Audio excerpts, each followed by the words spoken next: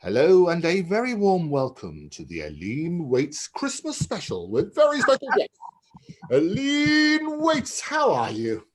Well, I'm okay, darling. You haven't got your gift. Where's your sparkle? Oh, I can wear sparkle here. I've got sparkle here. I got to get rid. Look, how's that? Oh, that's a great hat. Oh, I'm jealous of that hat. I Is wanted. that fabulous? Wonderful. And I'm wearing, this is my Santa outfit, which is made for me by Mary Martin. Let's have a look. There we go. Mary Martin. Oh, my God. Does that look sufficiently festive? That'll do. That'll do, yes. And we have poinsettias. We have Christmas roses. I've just finished the review, darling. That's why. Just this minute. I've sent it to you to tell you that I've done it. Oh, it's wonderful. This was the pantomime you went to go and see. Tell me all about it. Well, it is in this pub garden. And it started off, I think it was just the first time we could go out. It's a long time ago. I think I talked to you about it at the time. And it was just sort of sweet 20 seats, and they did a show with 6 people in it, And but now it's become a full-blown theatre. You go in and they take your temperature and you have to show your NHS thing, And you get in and there's a menu for you to have your meal. 20, I think it's £20 each or something like that. I didn't have it. And then you go into the theatre and they test you again. So you go to the theatre. And now it's a proper theatre. I mean, it's got a ceiling, and it's got heating, which is wonderful in this weather. I think I'll do the same thing. But it's got heating and it is just sensational. The pantomime has been specially written. It is an adult, what they call adult pantomime, which of course I loathe usually because, we used to do pantomimes and occasionally we'd put in something like, 3 months gone and no sign of Dick, ha, ha, ha, things like that. But not sort of all the time. It's mostly political, and especially when we were doing Margaret Thatcher was a very good villain to have, she was really great. And then I think we used Shirley Tesco as well. We always had female villains because, we were very feminist people. And but this is still a rude panto, you can't deny it, but it's done very, very well. So the professionalism of the whole thing is magic. Wonderful costumes. And are you listening? Yeah, I'm listening. Oh, I am. I'm absolutely fascinated. Because what I love about it is theatre means you're coming back, because panto is the introduction for many, many people to theatre. Obviously, adult panto is slightly going back to the old traditions, but all of the wonderful costumes, all of the wonderful lines, yes. All of the, it's gender fluidity, isn't it? Because you'd have men playing women, and women playing men, and that sort of thing. And it's glorious. And what I love, Aline, as well, is that we go around the world and try and explain panto to people who are outside Britain. If you were to encapsulate it, how would you explain panto? Well, I've done it. I've written lots of stuff about panto because it is a strange thing. They can't possibly begin to understand it at all. Obviously, and they've done it in America, and everybody's gone around bewildered because they didn't know what on earth was going on. It is extraordinary. It is so English. It is so wonderful, and people love that around the world. They love the quirkiness, the eccentricity of that's right. Typically British. You see, that's absolutely. What it is. And I think it's always. As I say, it was my first introduction to the theatre. Is going along as a little boy, and you used to love that because there used to be the audience participation. Oh no, there wasn't. Oh yes, there was. Yes. Where's your career? It's behind you. All these sort of glorious. Lots of stuff like that. All this sort of lovely. But what they also used to do is the audience would be invited on stage. So as a little boy, I would be invited up and run upstairs. And you get a little bag of whatever, and it was wonderful. I remember I went to a panto with Leslie Crowther. I think was my first panto. Do you remember? Oh, yes, he was nice, wasn't he? He was wonderful. Oh, wonderful. And we used to watch this program called Cracker Jack. Now I found out it was called Playbox, and we did it every other Playbox every other week, and Right. Cracker every other week. I remembered the name of it. Do you remember we talked about that? I do remember it. I do remember. I wasn't in many of them, I realised, because they had other heroines apart from me. I wasn't just the only heroine. Oh, you are in my book. Oh yes, I am, aren't I? Yes, and I didn't mind too. Oh, glorious. So this particular panto then, how long is it running on till? Do you know? I think it's mid-January. Oh, that's good. But I hope it'll go on longer, because I mean, there are people queuing up to get in. Of course, they have to queue because they have to be breathalyzed. Oh, yes, I had to do temperatures and things like that.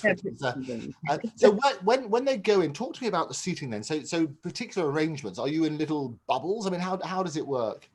Well, it's a bit strange actually, and I was talking to somebody about this. We're not totally convinced that it's absolutely safe, but you have to keep your mask on all the time you're in the theatre. Okay. So it's that. But no munching of popcorn or whatever it is. But the seats are sort of, done in twos and ones and things like that, and there's gaps between them. So, it's not too bad, I suppose. But and the actors, of course, don't wear masks. Otherwise, they couldn't do it, could they? Well, I always thought that the ventriloquist would be brilliant. Everything needs a mouth, yes, all things. But they were so good.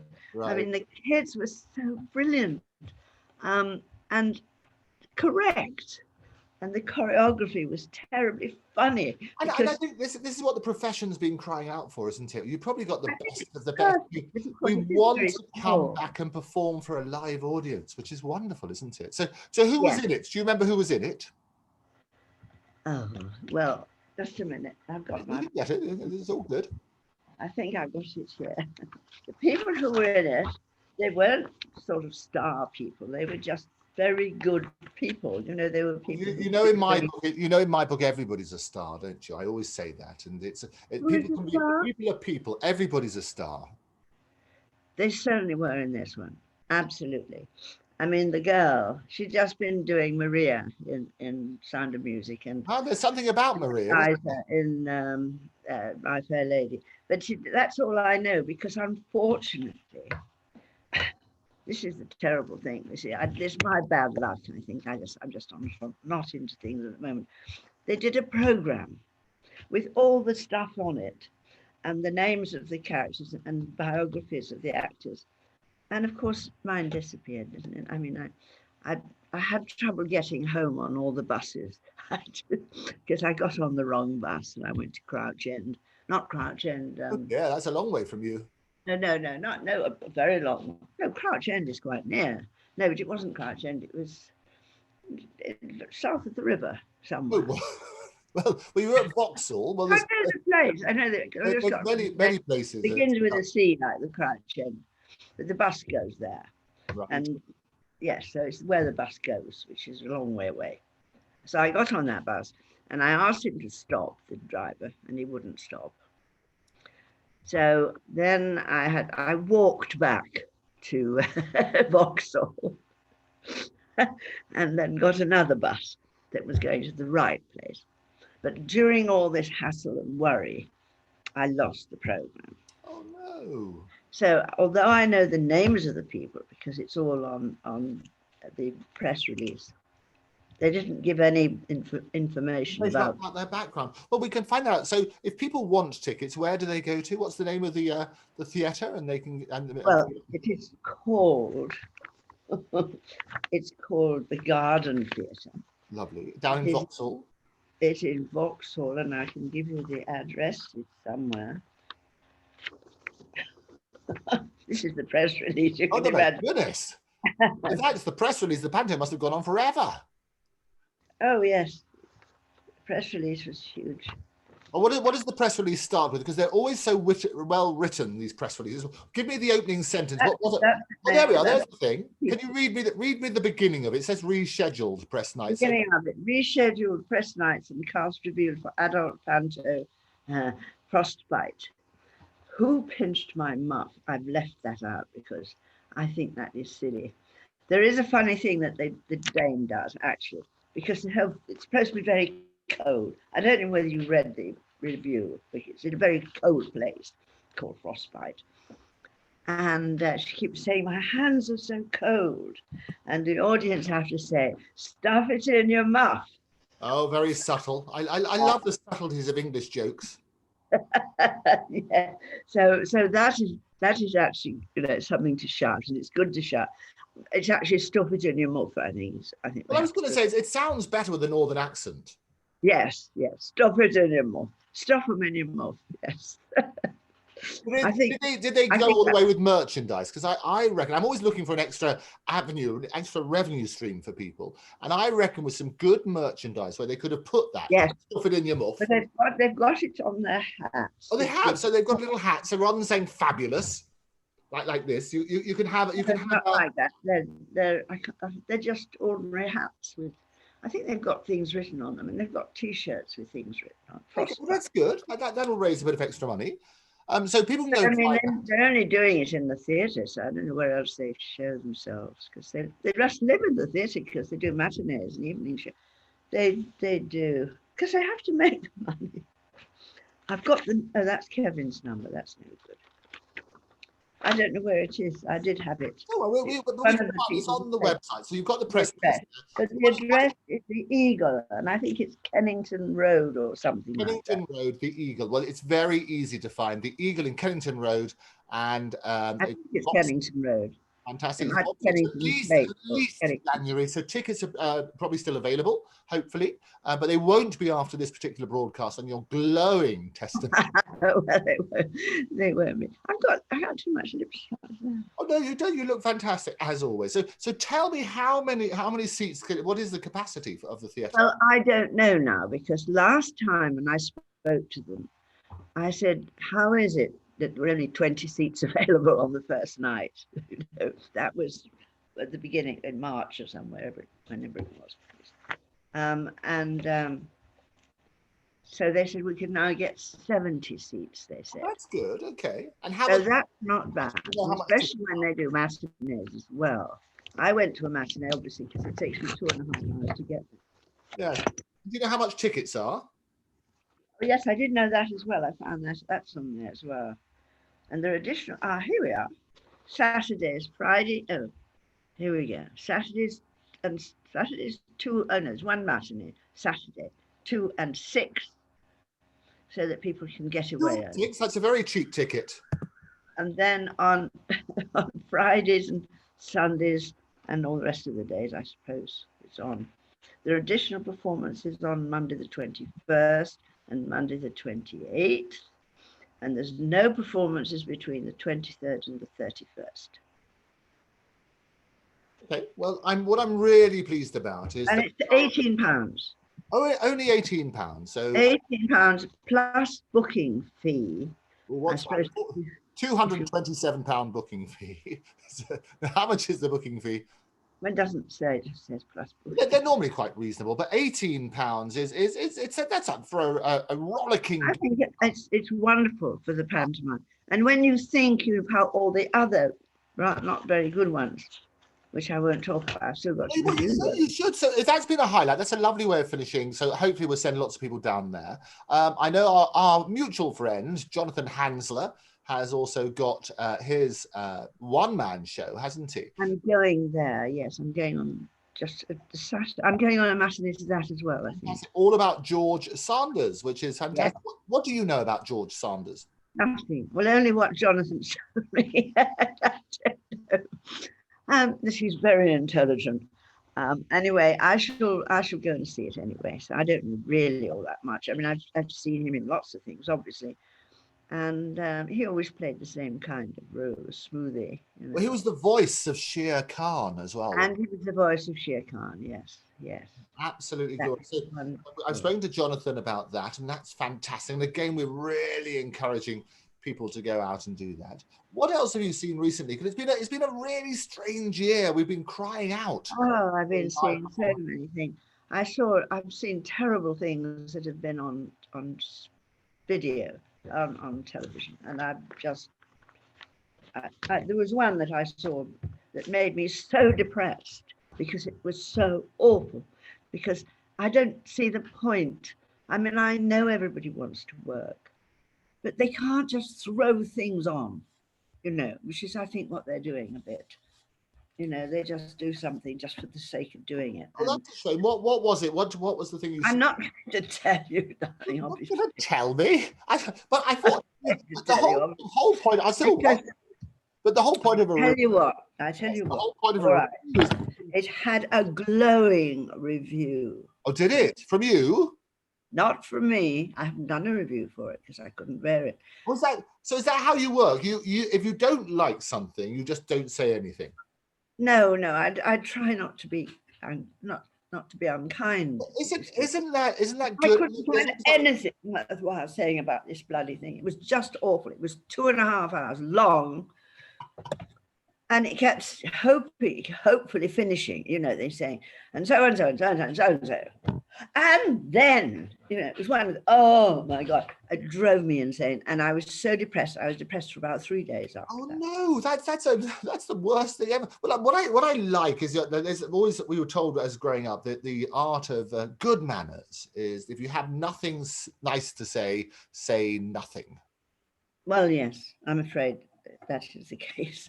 So if you don't see a review from as I said, somebody wrote a glowing review, and I think that it must have been, you see, there's a temptation if people write a glowing review to think that it's either them husbands or wives or lovers or mothers. All three.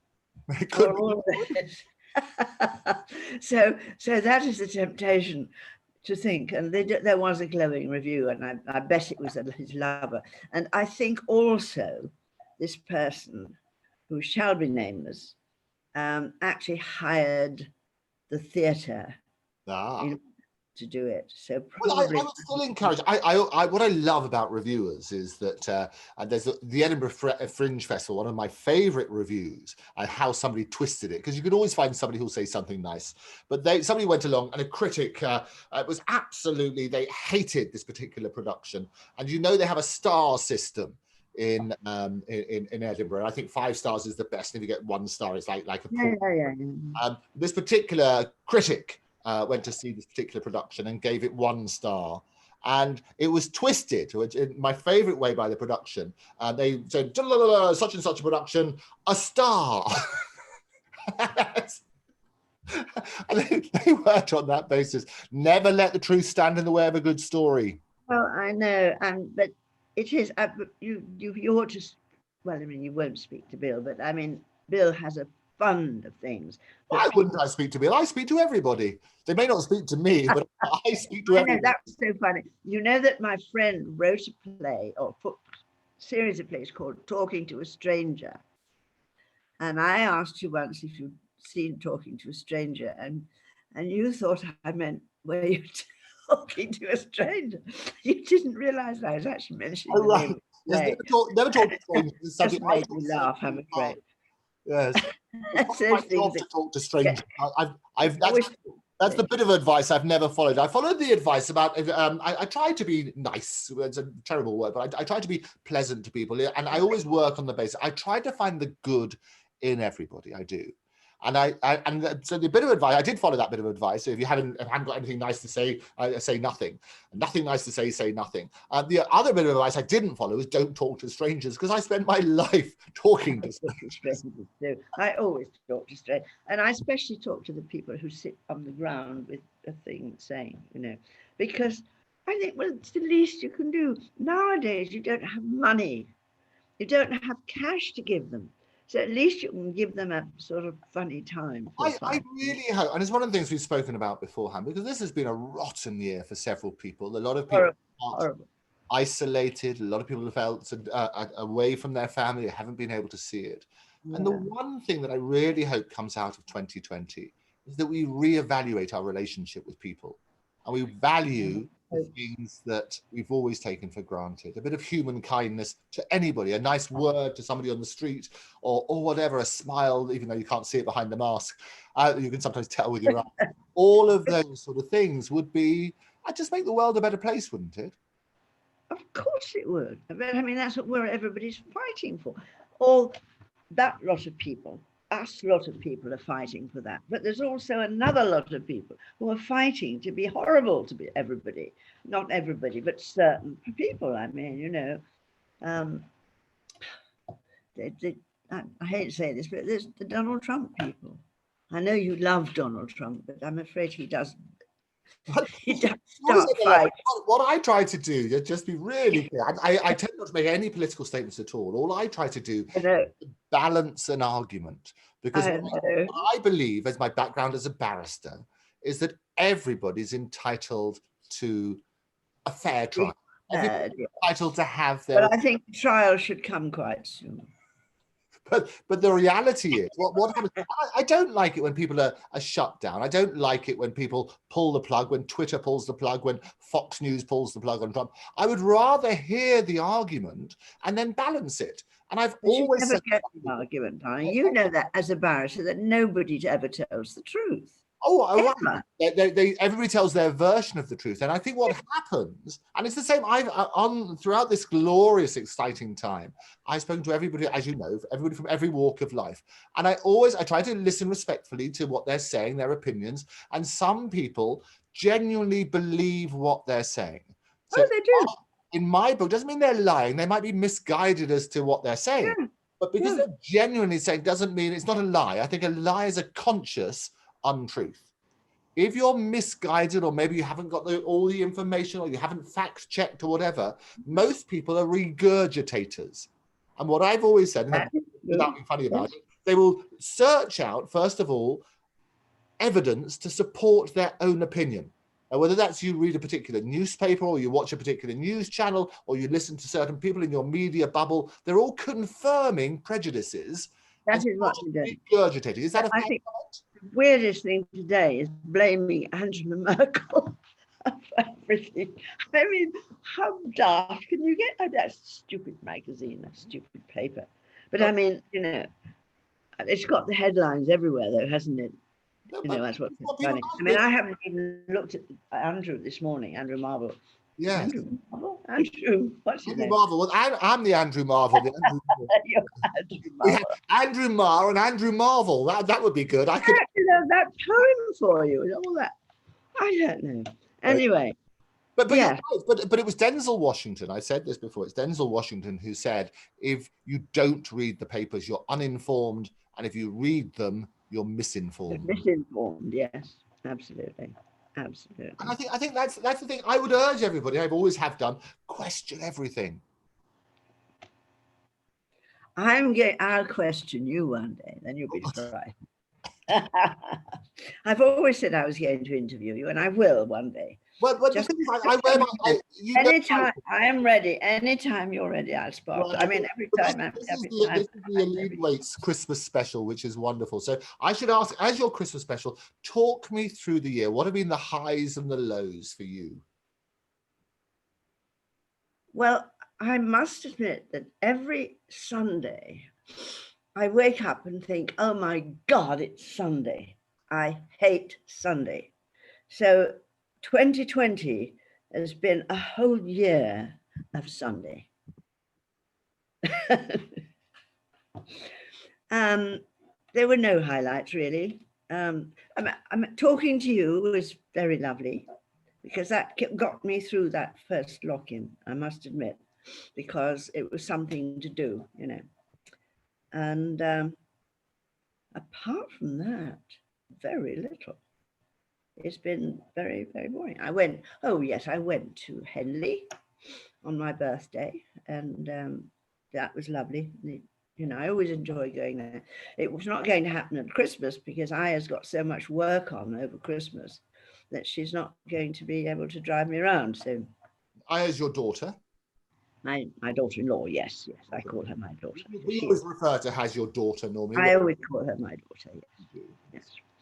Because she's so lovely, and people look surprised because she's Japanese. You know, well, this is my daughter. I mean, but it shows how much you have that love and affection. But you're right, and I think what happens is we're so in this world. We always like to shine a spotlight on how lucky we are and how good we are, and social media is all showing all the wonderful people we've met, and we're going here, and here's our glorious picture of us on a beach in Barbados and all those sort of things. And actually what I really like is to shine a spotlight on actually life can be tough sometimes. And when you get people, especially those in the public eye, talking about tough times, I think people can take comfort from that. I think, yes, I think so. And you know, people say to me all the time, say, oh, you're all right because you're going out all the time. I went out once, you know, but everybody thinks I'm still racing around and doing all these things. I'm not. And because it's not only the people who are in shows, the people who are the front of house people, the people who are lighting people, all those people, the actual reviewers are out of work as well. And nobody would have believed that, you know. And it is that knock-on effect, isn't it? People forget, totally, yes. if you close the theatres or you don't have concerts. I mean, what Bill is amazing, because I mean he's paying to go and see all the show, any show that's on. He's paying enormous amounts of money to go and see them all. I won't do that. I don't, you know, I go for nothing. Yeah, well, reviewer's privilege, but you work. And I always say a fee, FEE, is a fair exchange of energy. So that's what you're doing. You're working, aren't you? So if you're... yes. I think that's fine. And that's why you see the good and the bad. And as you said earlier, you'll write wonderful, wonderful passages about the ones you really like. And the ones I like, yes. I mean, it's easy to do that one. I mean, except that I did it about 5 times, you know, I do take a long time to do them. I did one yesterday. Then what I do is I write it and then I print it out in another room, which is why I'm not there, not when the phone rings. And I print it out and then I edit it myself. But I also have it edited already. And then I edit myself and change it around a bit. I edit everything a lot. And then eventually, I was just before this happened. I mean, I didn't put my frock on because I wasn't dressed or anything. But I've been doing it since the crack of dawn. I've been just working on this particular review because I do work on it. I know it's wonderful, and we really enjoy your reviews. And I know a lot of people benefit from your words of wisdom in their selection. Yeah. Because nowadays, I always used to say, and this is why it used to be lots in the theatre, and it's wonderful to go and see any shows. I managed to see, as you know, Jesus Christ Superstar this year, in a very different thing. Open air theatre at Regent's Park. We were all socially distanced, so it's about 1,400 normal capacity down to just about 400. So very different experience. But I mean, what they're doing, they're doing smaller casts for everything. They're, you know, cutting down the cast. But I mean, that doesn't help all that much. I mean, just less actors get work. That's the problem. And people also forget that actually the industry itself it engages not just obviously those in front of the screen or on stage or whatever. It's the people behind the scenes, from the important people. I want to do something really funny. My friend Ashley, who is my stage manager, she is a brilliant stage manager. I mean, not only that, she's got lots of degrees because she did dramas and then she went to RADA and did stage management and all that kind of thing. And people are not kind to stage managers often. They think they're there to be bossed around. And of course, the point is that they would probably die if they didn't have stage managers. You know, they save their lives all the time. An actor once said to me, "Why do you have to pay the man on the follow spot?" Why? Because otherwise you wouldn't be seen. You're doing a lovely performance. If you didn't have a follow spot, you wouldn't be seen. They don't understand that at all. They just think that they are the only thing, you know. And so now, she is now going to be a casting director. All right. So everybody is going to want to know. I just think it's so funny.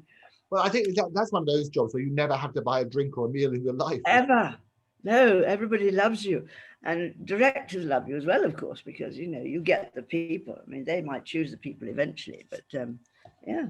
But it is very difficult, though, being a shout out to casting directors, because the reality is all your friends are either you're not going to be able to trust anybody, are you? People are always looking over their shoulder thinking, well, what? But the thing is, if you've been a stage manager, you've learned about who the good people are. That is what the joke is. And all those people who are just on road, she's the ASM, they're not going to be very happy, I think. Well, I mean, she's not going to hold it against them, but I mean, no, they are going to be very nervous. Yeah. The reality is, and this is the reality, people are human. And if people have been rotten to you in the past, you think, well, hang about, I don't really want to work with them. So I think people say, oh, you should be blind to talent, and if they're talented, that's great. Human nature says you're going to have a much better production if you have people who are all wonderful to do and really nice to everybody else and so on and so forth. So if ever there was a reason for people to start being nice in the future, bear in mind that the people you're rotten to now could be the people looking out for talent, and you'll be first on their list of no's. So make sure you're nice to everybody. There's a real call out for people, and I've seen it. Terribly important, especially in the business. But I mean, you learn this. You see, if you do the proper joining the business. Yeah. This is another thing I talk about a lot. If you know, in the olden days, you had to do 3 jobs in rep before you could become a member of equity. And you had to be a member of equity to get a big job in the television or on this. And now anybody can do it. You know, I find it so, that's why this set's in such a bad state. And you get all these people on the stage talking, you can't understand a word they're saying because they think they're on television and there's going to be a microphone. I mean, you know, it really is. But you don't have that problem, darling, do you? I don't have that problem. It was always a joy. You could always hear me, but you've always been heard. The great thing on television is you can turn me down or turn me off. I guess. Oh, that is also true. Actually, I do turn you off quite often. Oh, good. But I tell you what, not seriously, but I mean, I quite often have to leave the room if I've got your thing on, you know, which I watch it a bit most days, but not all of it. Oh, no, that's very sweet. I mean, to dip in and out is lovely, and that's the great thing about people snack now on television.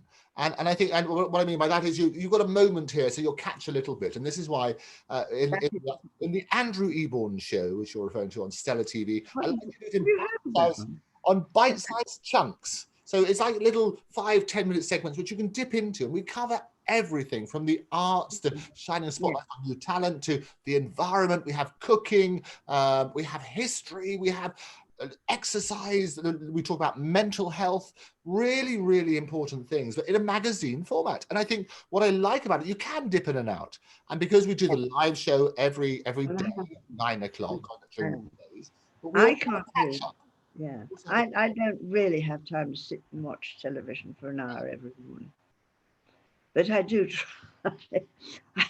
I didn't see anything on Friday, of course, because well, you were busy Friday. Well, it's available. We had a great show on Friday. You would have seen Mary. Oh, I will do. Mary Martin made this for me. And this was the challenge. I know. This was the challenge. She had to make it in one day. Yes. So very, very good. And normally when she's on the show, she's making these bits and pieces and it's completely frantic, all sorts of things. But she will turn things around in an incredible time. And so the challenge was, okay, make me one of these. And then she met me in Westminster. I took her out for fish and chips in a pub with all the politicians. They were all there. And Mary, socially distanced, quaffing it down with a pint and a half of Baileys or whatever she was drinking. And she presented me with this glorious jacket. What do you think? It's all right. It's just a message that's just come up on the screen. Oh, what does it say? It says, Boris urges families to scale back festive plans. Oh, think hard about seeing loved ones, it says. What are your views on that? I think you've got to try and be good. Yeah, you got to try.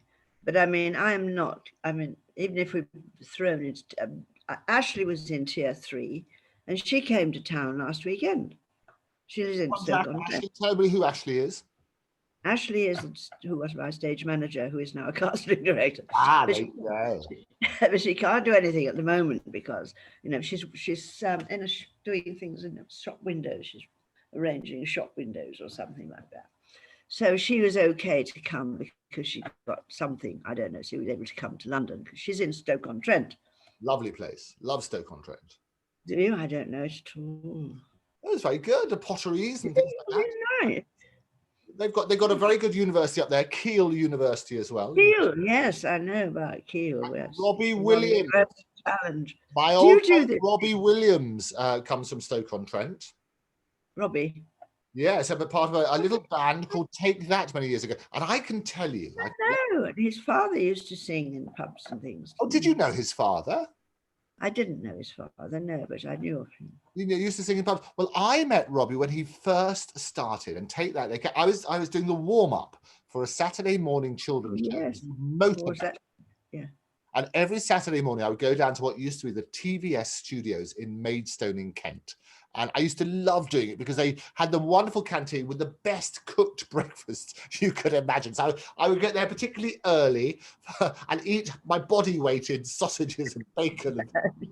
And then my job was to get the audience whipped into a frenzy ready for the live show. And they would have the great and good, as they always do on Saturday morning television. And Take, I believe it's probably Take That were lovely, weren't they? Yeah. Their very first TV appearance, as far as I know. And I came down, and they were wonderful. Gary Barlow was there. Gary Barlow and fantastic. Somebody orange. Jason. Yes, Jason. They were wonderful, wonderful guys. Starting out. Yeah. I was roughly the same sort of age, and we had a real laugh on the set. And this, what I loved about it, I love live television. Live television is great because what you tend to find is when we do the Christmas specials, you record them first of all a little bit ahead of time, but because you have the luxury of, if you make a mistake, what happens is people say, oh, let's do that one again. And that will go on for hours and hours and hours and hours and hours. As opposed to, I love the spontaneity of live television. Whatever happens will happen. We did Emergency Ward 10 live, right, at the beginning. And we used to make it up as we went along. Because you could do that and, change it. But nobody seemed to worry about it. But I was going to say this, because I was going to say that when I first did television, you couldn't wear anything white. Do you remember that? Oh, I do. Yeah, you had to have everything yellow. It just suddenly came to me the other day, and I was talking, my God, somebody with a white. We weren't allowed to wear white. Well, nowadays, you probably couldn't wear anything green on certain sets because they had this green screen. The green screen, yes. And you disappear. Easy to disappear. But the whole I remember wearing all these yellow aprons, the yellow hats. But there are certain colours, and that's why you always have to sort of talk to the relevant people, say, look, what colour is this particular set? Because I wasn't, for example, allowed to wear a white jacket. I had a particularly stunning white jacket, which love white jackets. It still doesn't work, and so on and so forth. I'll tell you what, David Frost told me, it's glorious, the name dropping all over the place. I was interviewed once by David Frost. He drops names all over the place. He's interviewed. But it was a real highlight. It was lovely. He's a lovely, lovely guy, and he basically has this wonderful knack. And when you're listening to the best interviews, has this wonderful knack of making people feel totally relaxed. He'll say, "Oh, you've got a wonderful gold shimmery scarf. You look radiant," and then he'll hit you with that killer question. No, he was wonderful. I liked David Frost, but he does name drop. He used to drop my name, and I quite like that.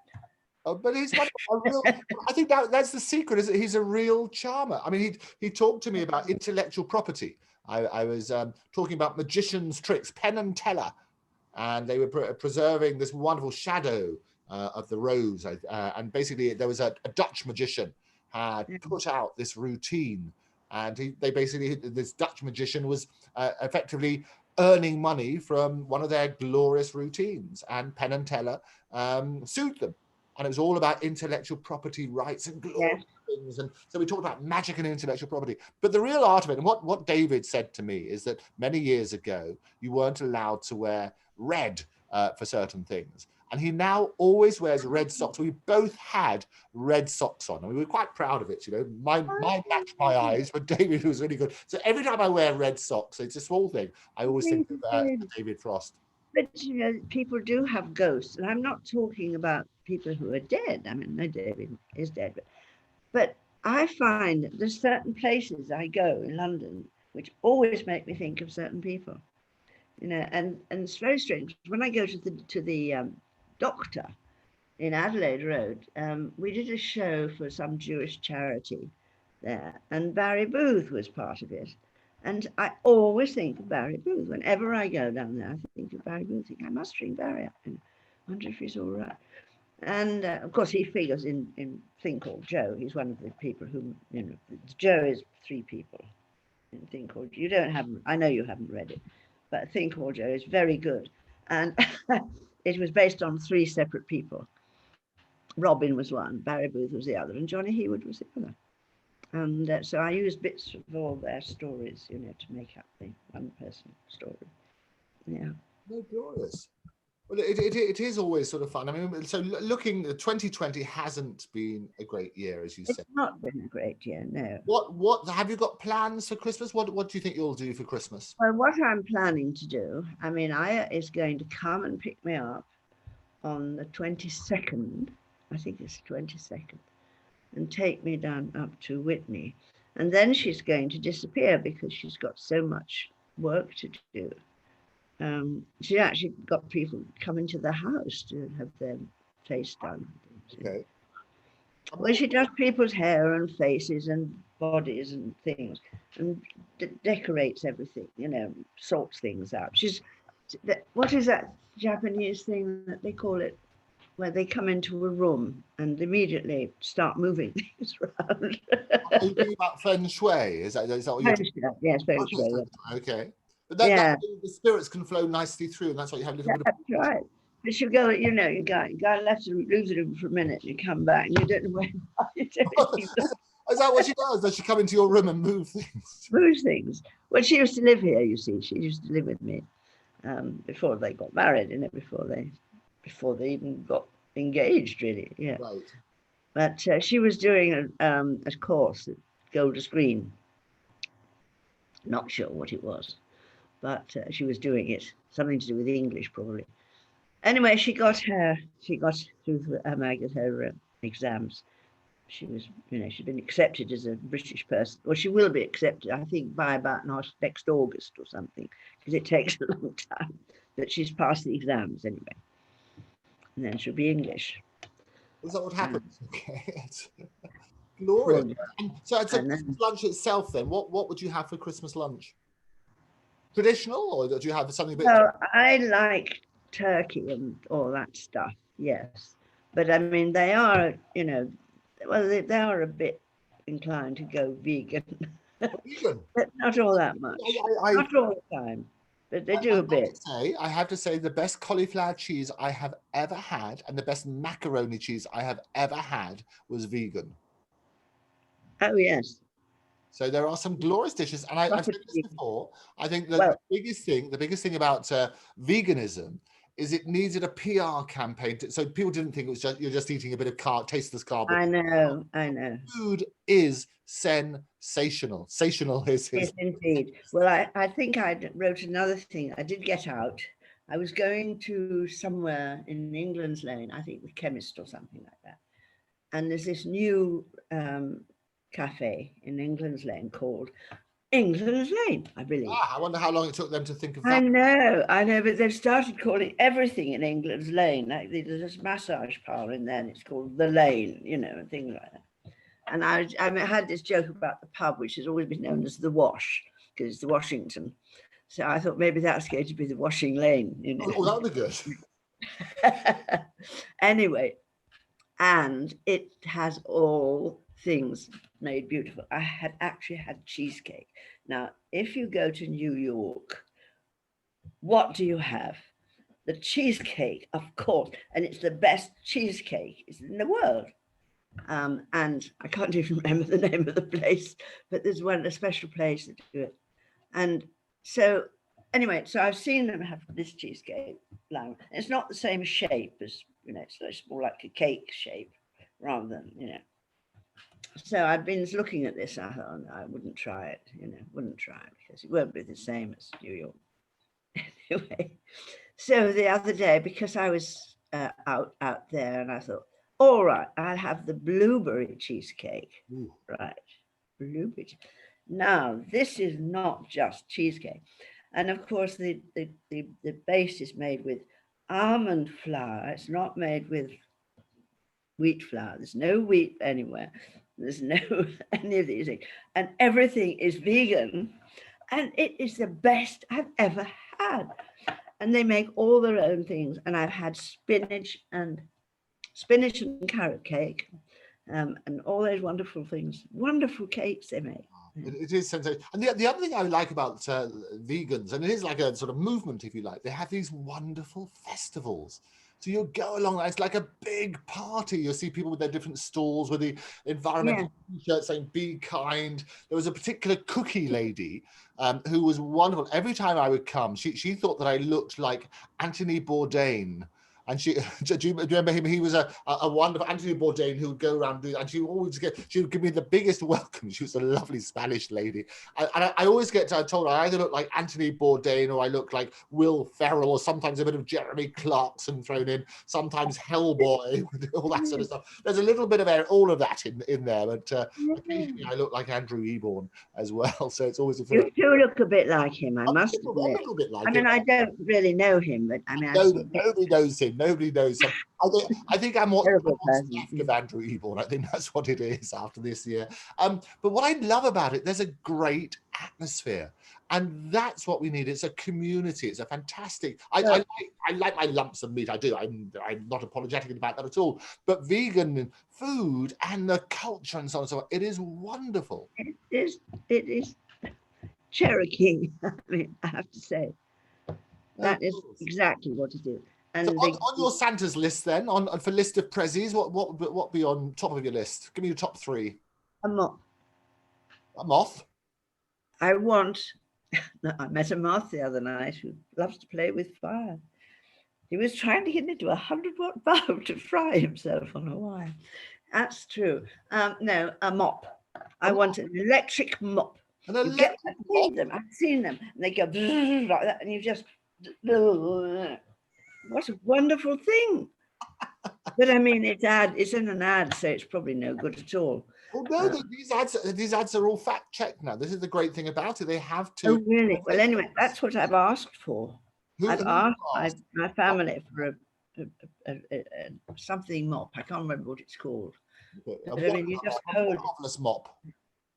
And I used to want to have one. You know, me doing housework is just ridiculous because I hate it so much.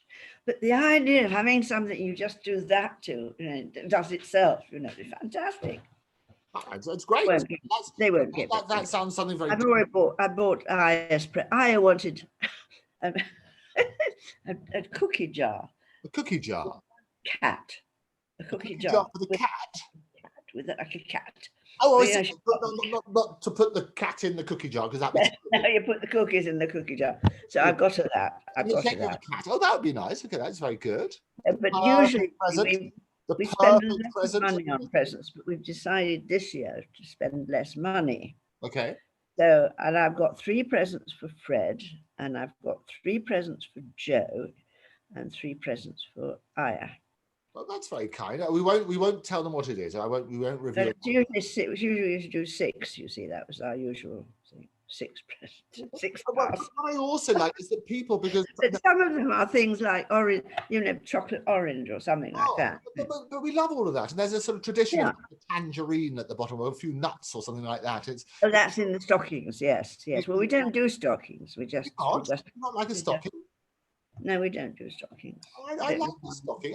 I used to love waking up, or pillowcases. When I was a boy, we used to have pillowcases at the bottom of our bed. Yes, I did. I remember when I was a kid too. Yes. And then they would off the present. and the joy. I think I remember as a child, and the trouble is you have so much, you rip all the things open, and there they are, and you look at that, and then you go to the next one. It's like a nanosecond of attention, isn't it? That's wonderful. But you're a man, you see, so you're like my friend Donald, you know, who grabs things. Grab. Are you a grabber, really? I'm just asking. I like to assess presents. I think what I've learned is that you have to give things the respect they deserve. Because I remember being now the roles are reversed. When you're a parent yourself, you suddenly realise you appreciate your parents far more when you become a parent, don't you? Oh, I think so. Yes, I think so. But I mean, I was an only child. You see, I was an only child, so things were different. But I mean, my children, my Joe and my Fred, they open their presents very carefully. You see. And slowly. You know, it's irritating. You want to kill them. You say, come on, get on with it. Because they take all the sellotape off. You know, Oh, look, but I do, and I like to pace myself now. Paper. I pace myself throughout the day. So I won't just have, and there's a tradition in Scandinavia, you open one on Christmas Eve. Yes. Do you have that tradition? You follow that? And No, but I've been in Denmark.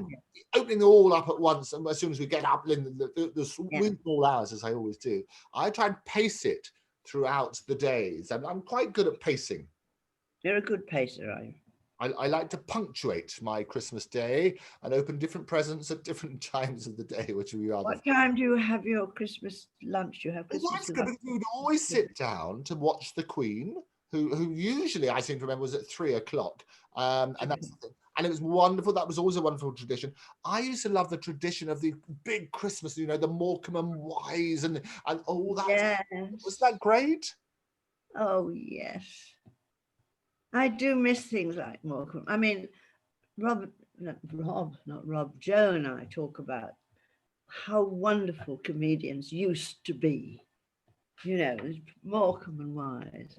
He likes Benny Hill. I wasn't keen on Benny Hill, but he liked Benny Hill. And recently I've been watching Mr. Bean because it's on my phone. You know, and suddenly said, you know, typical British humour, you know, and then you look at it, it's what's his name? He's very good, isn't he? Oh, it's superb. But the reason it's so good and so commercial as well is that it can travel around the world with language. It's rather like Benny Hill. People talk about Benny Hill. The reason that was so successful around the world, it didn't subtitling or anything. He had that wonderful, and often people got it. They got that. Had the facial expressions. Comedians work much better internationally because there was a stage when British comedians couldn't get into America at all, but they just would one show and then disappear again. But now we punch way above our weight, don't we? Yeah, and I think I like words. You see, I prefer people who words. Like words, but words don't always translate. And this is. I know that's a problem. But I mean, we did lots of stuff in Denmark, but then in Denmark, I mean, I spent practically my whole of the 70s in Denmark doing stuff there. But they like to have a printer and things like that, you see. You don't need to speak Danish to work in Denmark, because they all speak perfect English. The Swedes are they're not as nice, actually, the Swedes. I don't. They're wonderful, the Swedes. I won't have you say. I used to spend. They're not as nice as the Danes, you see. To me, they're not. Because well,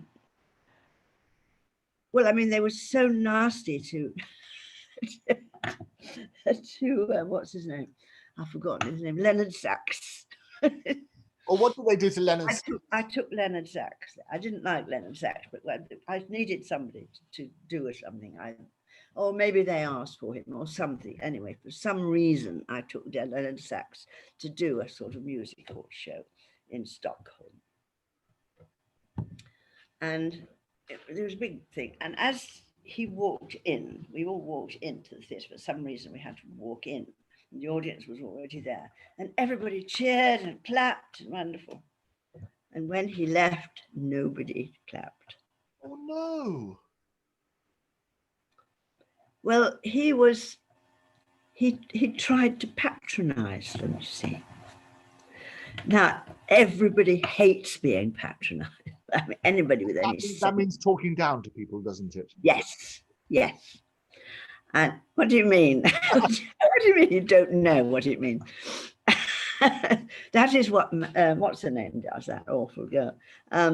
Yes. Awful girl. And the one who lives that way, lives that way, not the one that way. I'm sure there's some niceness in her. I bet Oh, I'm sure there is. I'm sure there must be a lot of niceness somewhere. But they didn't like Leonard Sachs. They didn't like Leonard Sachs because he said, now I want you to say, I'm going to say something, and I want you to say thank you. Do you know the word thank you? Danke. And then somebody said, we don't have a word for thank you in Swedish. Oh, all right. Well, but I mean, you have to say thank you if people are nice to you. Don't know. No. I mean, they just really hated him so much because he was horrible to them. You know, he was really horrible to them. And it was very sad, you know. Anyway, he went home and we found somebody else to do it. They were so awful. Well, I'll tell you what happened. The Christmases that I spent there, the Swedes are absolutely wonderful. All the Swedes I met were fantastic. And they used to show a particular, I think it's a British movie, an old movie, where they used to have this butler who got, throughout the course of the day, increasingly drunk. Yes. And it was a classic one. And every Christmas, I know, because I used to sit there, and I my Swedish is not as good as it should be, and I used to sit there and try and understand the programs. But I used to love the fact that this waiter would come out, a black and white movie, and he was serving somebody at dinner, and he would.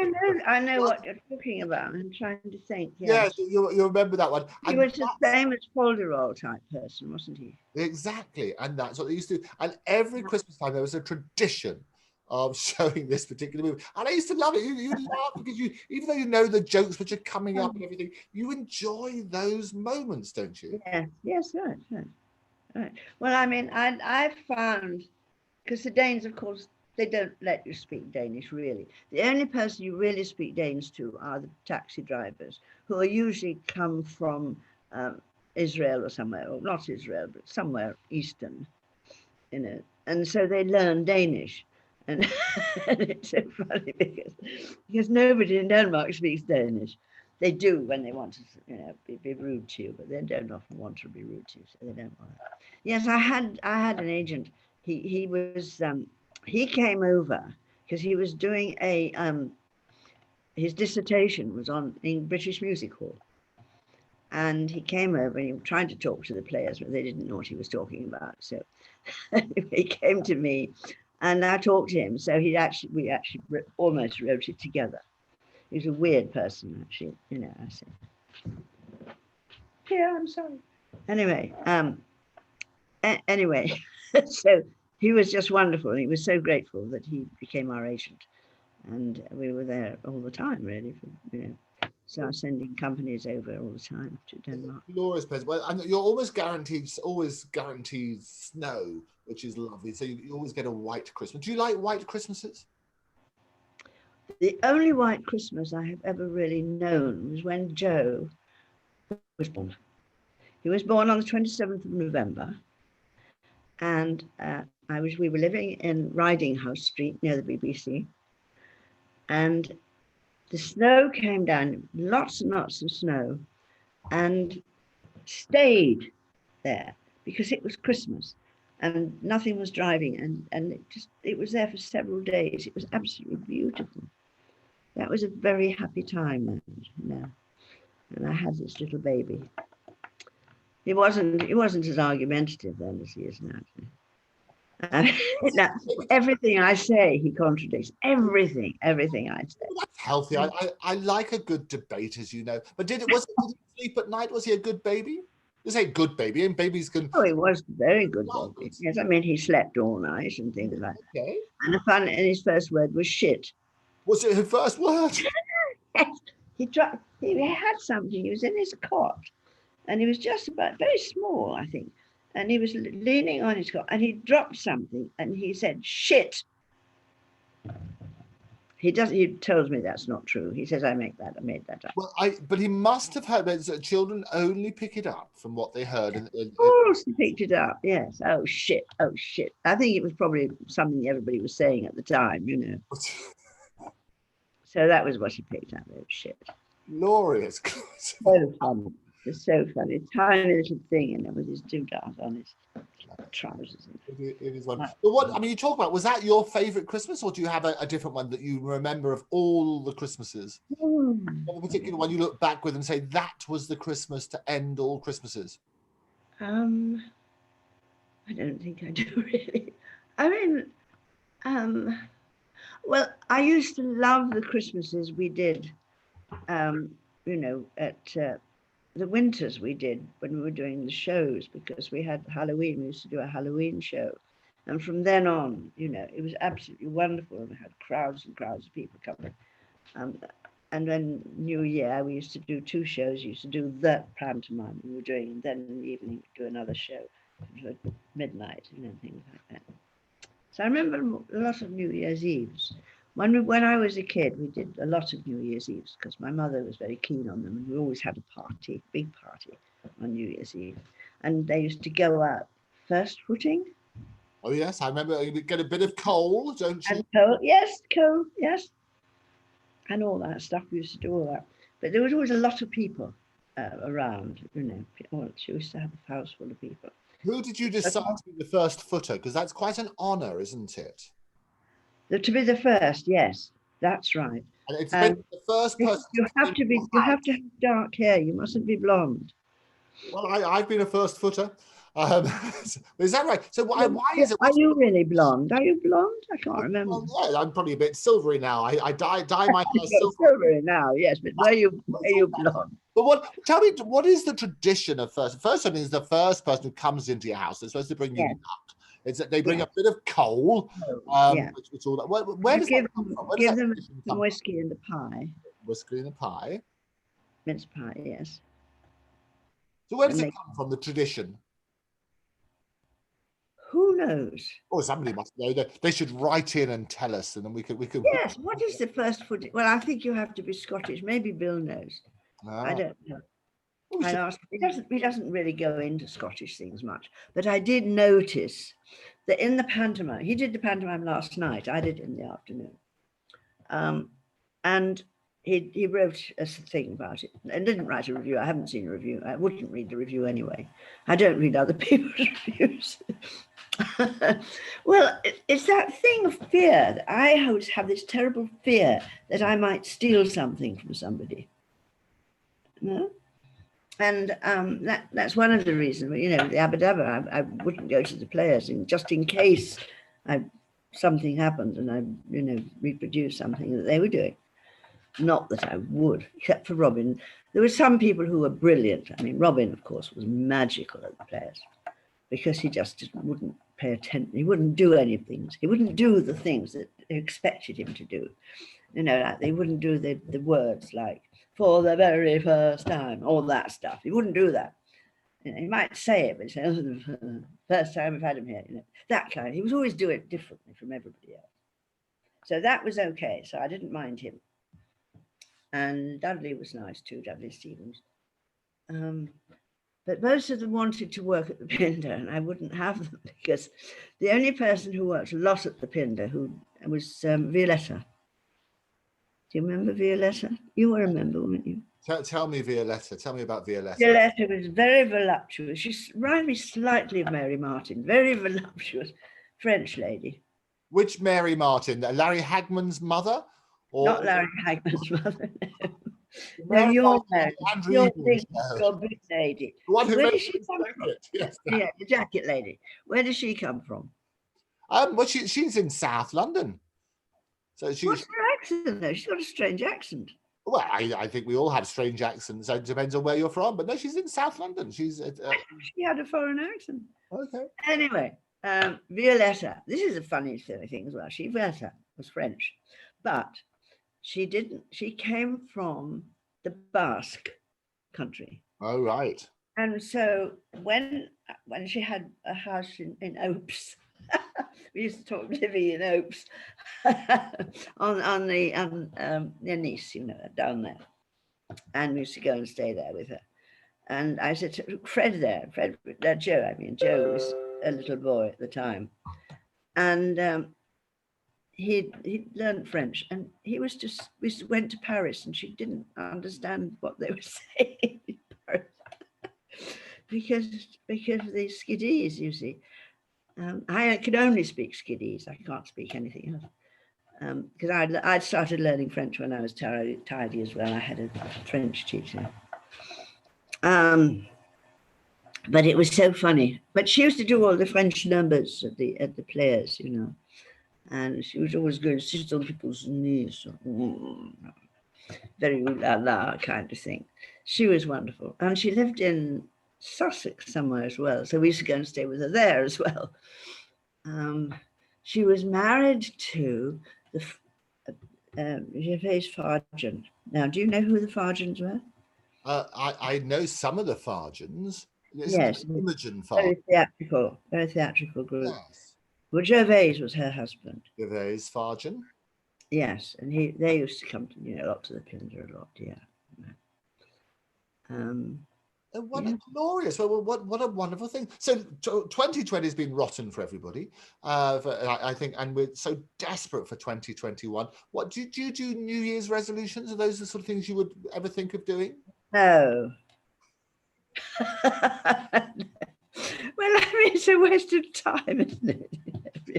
I think more people, I think maybe your New Year's resolution could be not to make New Year's resolutions, and that's an easy one, isn't it? That is my New Year resolution. Apart from that one, it's like all generalities. That's what I'm going to say.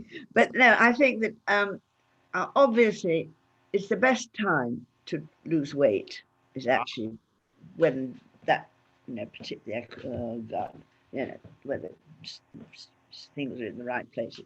I'm sorry. Doogie and I used to do horoscopes. Oh right, go on then. But I don't do it, and I've forgotten everything about it. But I mean, we used to make things, you know, and put all the doodahs, you know, the planets in the right place, and then we could tell people what was happening. But I can't do that anymore. I did do them for the magazine I wrote for. I used to do horoscopes, but I made them up.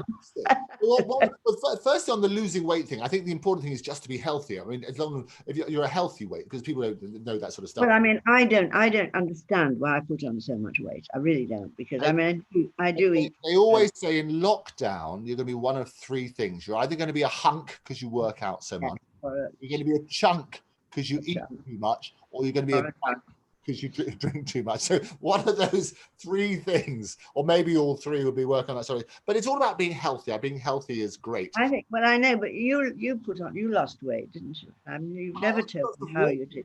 I do lots of walking. I love my walks. It's a great. Yes, walking is great. I mean, I've got steps to go down. That's the trouble, and I have a bad knee, so that's going steps. I have to decide. Why do my eyes look so weird? It's terrible. You suddenly look at yourself. What's that?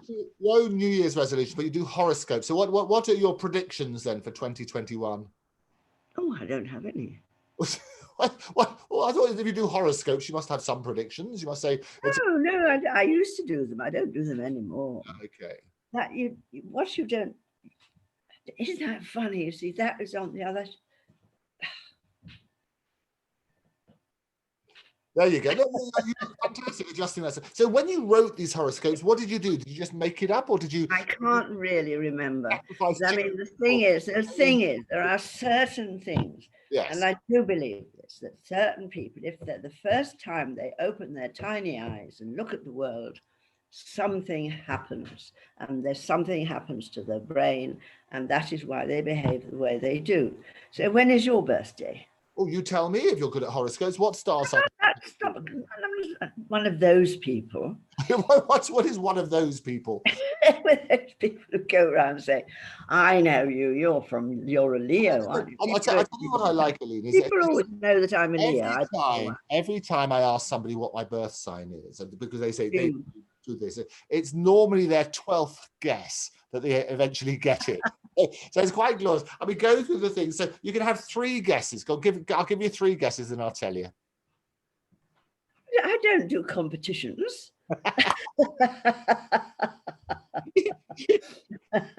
Let's go on. Humour me. God, have a guess. Only one competition I ever did, and I won this competition when I was about 19, I think.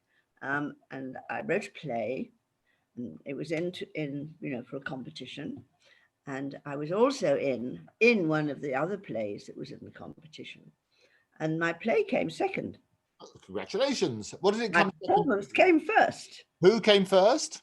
My performance came Oh, your first. performance came first. There you go. Oh, that is when I decided to go to the Webber Douglas, not stay around and write things. Writing, obviously, no good for me, innit? But the thing is, it was called. We had to write on the theme of sailor home from the sea or something like that. Right. So everybody was writing terribly serious things, and mine was comedy, obviously. Good. Well, it is a wonderful sense of humor. Come on then, I want you to have your guesses. You can have 3 guesses. Oh, you're still on at me, are you? Oh, I won't let you go. You're on the hook now. 3 guesses. Well, I would have thought you were probably Aries. I don't believe it. You're not Aries. You're right, I'm not. 1 guess. 2 more. No, I was just thinking about fire signs, you see. Okay. But you're not a Leo. Leo. 1 more. I said you're not a Leo. That's cheating. That's what the old fake media. Fake, now, I think you may be something rather strange, like a Cancer or something like that. The 7th of the 7th every year. The 7th of the 7th every year. Yeah. That is my birthday. What a joy, you see. Is that good?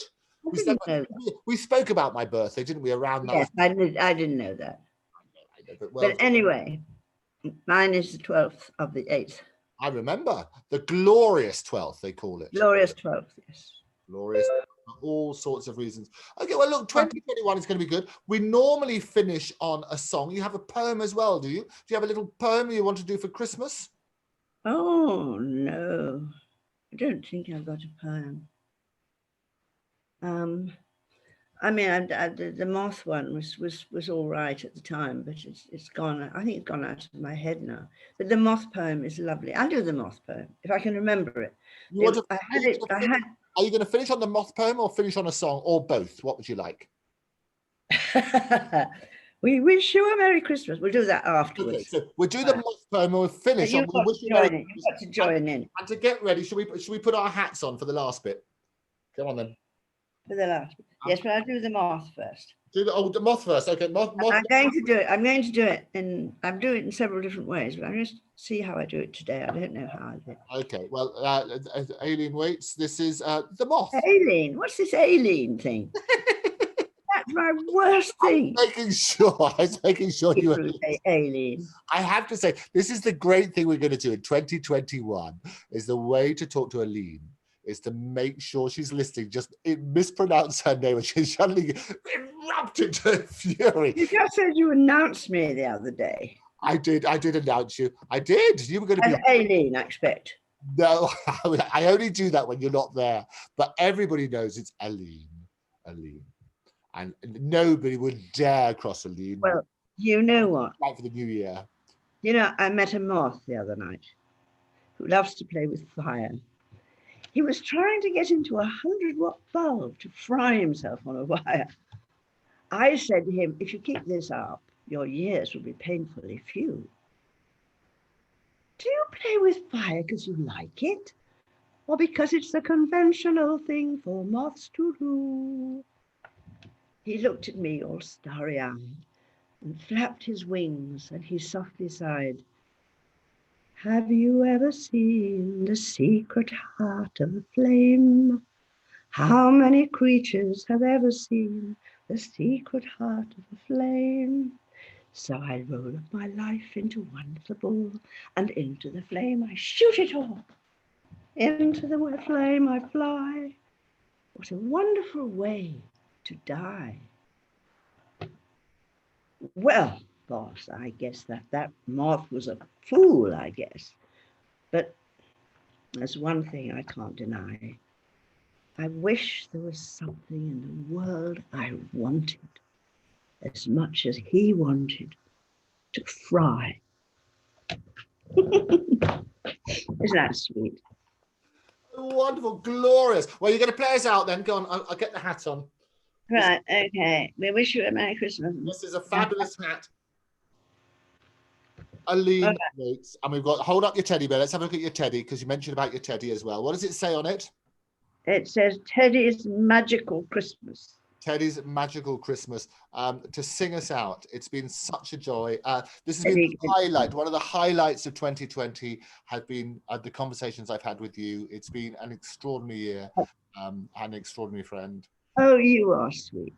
What a nice person you've turned out to be. Sing us out, Aline.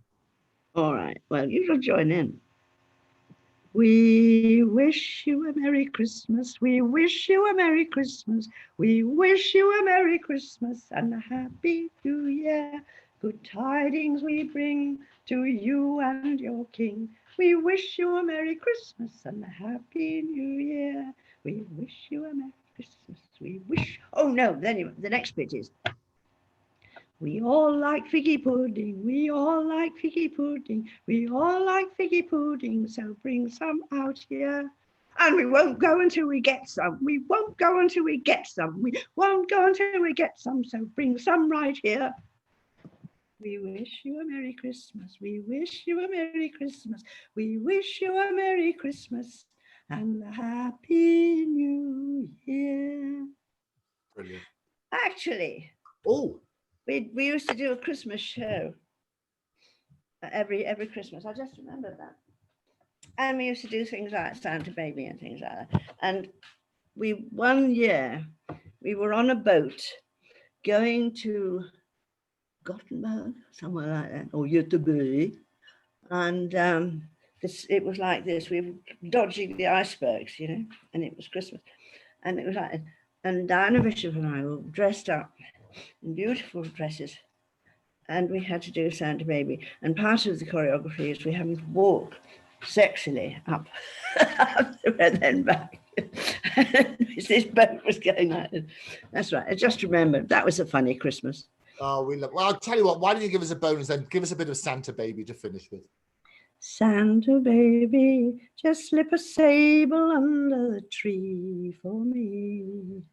Being an awful good girl, Santa Baby, so hurry down the chimney tonight. Bam, bam. I have to do the bit in the middle. Santa cutie, I want a ring, and really that's not, no, a lot. I want a yacht. I want a yacht, and really that's not a lot. Been an angel all year, Santa Baby, so hurry down the chimney tonight. Think of all the fun I've missed. Think of all the fellas that I haven't kissed. I could be something or other if you check off my Christmas list. Ba-bum, ba-bum. Santa Baby, I want a ring, and really that's not it. It's a yacht. I'm sorry, I don't remember the words. I do beg your pardon. It was brilliant anyway. It's a long time since I've done it. Aline Waites, thank you so much. It's been very, very special. Happy Christmas to you. I look forward to seeing you in 2021 and to many more. Let's create some more memories, yeah? Yes, all right, darling. Lots of love. Have a lovely Christmas. Have a wonderful Christmas yourself. Take care. Yeah, bye-bye, darling. Bye.